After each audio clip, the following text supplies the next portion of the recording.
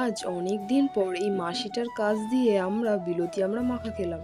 তো সকালে উঠে কি খাবো বলতেই মা বলল ঘরে দুধ আছে, তাই একটু দুধ চা করে নিলাম। এদিকে চা খেয়ে নিয়ে আমি বসে পড়েছিলাম সবজি কাটতে। আর মা রান্না শুরু করে দিয়েছিল, একদিকে শাক ভাজা, অন্যদিকে ডিম ভাপাতে দিয়েছিল, আর একদিকে খাসির টেংরির স্যুপ রান্না করে নিচ্ছিল। রান্নার মশলাগুলো আমি পেস্ট করে নিলাম। মা বলল রোজ তো আমি ডিম সেদ্ধ করেই রান্না করি, তাই আজকে একটু অন্যরকম ভাবে রান্না করব।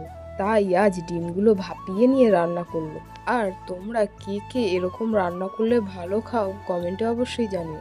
আজ অনেক দিন পরে এই মাসিটা আমাদের পাড়াতে এসেছিল, তাই দেখে আমিও ওনার কাছে তাড়াতাড়ি চলে এসেছিলাম, কারণ আমি বিলতি আমরা মাখা খেতে খুব ভালোবাসি। দেখো সঙ্গে এরা দুজনও খাচ্ছে। তো আজ সন্ধেবেলা খুব খিদে পেয়েছিল, বাইরে এত পরিমাণে বৃষ্টি হচ্ছিল যে বাজার দিয়ে কিছু এনে খাবো তারও উপায় ছিল না, তাই বাড়িতে বসেই বাজারের মতো পেঁয়াজি বানিয়ে নিলাম। আর তোমাদের যদি আমার ভিডিওগুলো ভালো লাগে অবশ্যই একটা লাইক করো।